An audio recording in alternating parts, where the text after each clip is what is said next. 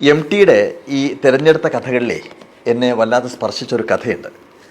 ഞാൻ ആ കഥയിലേക്ക് കിടക്കുന്നതിന് മുമ്പ് മറ്റൊരു കാര്യം പറയാം. പണ്ടാണ് ഒരു 25 വർഷങ്ങൾക്ക് മുമ്പ് രണ്ട് സംഭവങ്ങൾ ആമുഖമായിട്ട് പറഞ്ഞാൽ ഈ കാര്യങ്ങൾ മനസ്സിലാവും. നിലമ്പൂരിൽ നിന്ന് തിരുവനന്തപുരത്തേക്ക് താമസം മാറി ഇവിടെ മാജിക് അക്കാദമിയുടെ വേരുകൾ മണ്ണിൽ ഉറപ്പിക്കാൻ വേണ്ടിയിട്ട് ഞാനിങ്ങനെ കഷ്ടപ്പെടുന്ന കാലമാണ്. അക്കാലത്ത് മഞ്ചേരി വിജയധാര ഓഡിറ്റോറിയത്തിൽ അവിടുത്തെ ലയൺസ് ക്ലബ്ബ് ഞങ്ങളുടെ ഒരു മാജിക് ഷോ സംഘടിപ്പിച്ചു. പ്രവേശനം അംഗങ്ങൾക്ക് മാത്രം എന്ന് കൃത്യമായിട്ട് നോട്ടീസിൽ ഇങ്ങനെ അച്ചടിച്ചതുകൊണ്ട് രോഷം കൊണ്ട നാട്ടുകാരിൽ ആരൊക്കെയോ പരിപാടി നടക്കുന്ന സമയത്ത് ഈ ഓഡിറ്റോറിയത്തിന് നേരെ കല്ലെറിഞ്ഞു. ചില്ലുകൾ പൊട്ടിത്തകർന്നു. പരിപാടി പൂർത്തിയാക്കാൻ സാധിക്കാതെ ഞങ്ങൾക്ക് നിർത്തിവെക്കേണ്ടിയും വന്നു. അടുത്ത ദിവസത്തെ ഏതോ ഒരു പത്രത്തിൽ ചെറിയൊരു ന്യൂസ് വന്നു. മുതുകാടിൻ്റെ മാജിക് ഷോയിൽ കല്ലേറ് എന്നായിരുന്നു അതിൻ്റെ ടൈറ്റിൽ. ഇനി രണ്ടാമത്തെ സംഭവം പറയാം. ഒരാഴ്ച കഴിഞ്ഞ് തിരുവനന്തപുരത്തെ ടാഗോർ തിയേറ്ററിൽ കാറ് അപ്രത്യക്ഷമാക്കുന്നൊരു സ്പെഷ്യൽ ഷോ അതിമനോഹരമായിട്ട് നടത്തി. അടുത്ത ദിവസം എല്ലാ പത്രങ്ങളിലും ചിത്രസഹിതം എല്ലാ എഡീഷനുകളിലും വാർത്ത അച്ചടിച്ചു വരികയും ചെയ്തു. അതിൻ്റെ അഭിമാനത്തോടു കൂടിയിട്ട് ഞാൻ നാട്ടിലേക്ക് വണ്ടി കയറുകയാണ്.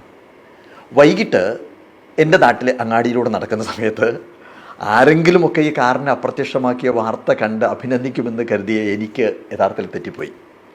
ഞാൻ വീട്ടിലേക്ക് തിരിച്ചു പോകുമ്പോൾ ആൽമരച്ചുവട്ടിൽ കൂട്ടം കൂടി നിൽക്കുന്ന ചെറുപ്പക്കാരിൽ ഒരാൾ പറഞ്ഞു, ഗോപിയെ, എൻ്റെ വാർത്ത പത്രത്തിൽ കണ്ടിരുന്നു. ഞാനൊന്ന് തല ഉയർത്തിപ്പിടിച്ചു. പിന്നാലെ വന്നു അടുത്ത കമൻറ്റ്, മഞ്ചേരിയിൽ നിന്ന് ഏറ് കിട്ടിയതേ. അതോടെ എൻ്റെ തല താണു. അത് മാത്രമേ അവർ കണ്ടുള്ളൂ, അതേ കാണൂ. എത്രമാത്രം പോസിറ്റീവായിട്ട് കാര്യങ്ങൾ ചെയ്താലും അതിനെയൊക്കെ അഭിനന്ദിക്കാൻ താല്പര്യം കാണിക്കുന്നതിനപ്പുറം ഒരു നെഗറ്റീവ് വാർത്ത കേട്ട് കഴിഞ്ഞാൽ അതിനെ കൊട്ടിഘോഷിക്കാൻ 1000 നാവുകളുണ്ടാവും. സമൂഹത്തിൻ്റെ മനസ്സിലാക്കാനാവാത്ത ഈ മനഃശാസ്ത്രമാണ് ഞാൻ വൈകി മനസ്സിലാക്കിയ ഒരു ജീവിതപാഠം. ഞാൻ ഈ പുസ്തകത്തിലേക്ക് വരാം. 56 വർഷങ്ങൾക്ക് മുമ്പ് ഈ കാര്യങ്ങളെ മനസ്സിലാക്കി MT വാസുദേവൻ നായർ എഴുതിയ ഒരു കഥയുണ്ട് ഇതിനകത്ത്. രേഖയില്ലാത്ത ചരിത്രം എന്ന കഥയുടെ പേര്. പറ്റിയാൽ ഇതൊന്ന് വായിക്കണം. കഥയുടെ സത്ത ചുരുക്കി പറയാം. രക്ഷപ്പെടൽ ജാലവിദ്യയുടെ ഉപജ്ഞാതാവ് സാക്ഷാൽ ഹാരി ഹൗദിനിയാണ് ഒരു കഥാപാത്രം. അടുത്തത് ഈജിപ്തുകാരൻ അഹമ്മദി ബേ. രണ്ടുപേരും തമ്മിൽ ന്യൂയോർക്കിൽ വെച്ച് ഒരു മത്സരം നടക്കുകയാണ്. കയ്യാമങ്ങളിൽ നിന്നും പൂട്ടിയിട്ട തപാൽ പെട്ടിയിൽ നിന്നുമൊക്കെ രക്ഷപ്പെടുന്ന അതിമനോഹരമായ മാജിക് അവതരിപ്പിച്ച് ഹൗഡിന് കയ്യടി നേടിയപ്പോൾ അഹമ്മദി ബേ അതിനേക്കാൾ വലിയ മാജിക് അവതരിപ്പിച്ചു. ഹൗഡിനി കാറ് അപ്രത്യക്ഷമാക്കി കാണിച്ച സമയത്ത് ബേ ആനകളെ പ്രത്യക്ഷപ്പെടുത്തി അപ്രത്യക്ഷമാക്കി. അങ്ങനെ ഹൗഡിനി മത്സരത്തിൽ തോറ്റുപോയി. വിജയശ്രീലാളിതനായ ബേ ലോകം മുഴുവൻ തൻ്റെ ജൈത്രയാത്ര തുടങ്ങി. പാരീസിലും ലണ്ടനിലുമൊക്കെ മഹാസദസ്സിന് കിടിലം കൊള്ളിച്ചു. പിന്നെ അദ്ദേഹം ഒരു കടലോര നഗരത്തിലെ കപ്പലിറങ്ങി. കൂറ്റൻ പരസ്യ ബോർഡുകൾ ഉയർന്നു. കോളാമ്പികളിലൂടെ നഗരത്തിൽ മുഴുവൻ ഉച്ചത്തിൽ വിളിച്ചു പറഞ്ഞു. പക്ഷേ ടിക്കറ്റ് എടുത്ത് പരിപാടി കാണാൻ ആരുമില്ല.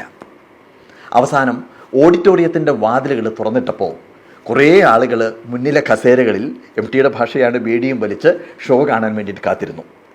അഹമ്മദി ബേ വലിയ വലിയ മാജിക്കുകൾ കാണിച്ചുകൊണ്ടിരുന്നു. കാണികൾക്ക് ഒരു ഭാവവ്യത്യാസമില്ല, നിശബ്ദം.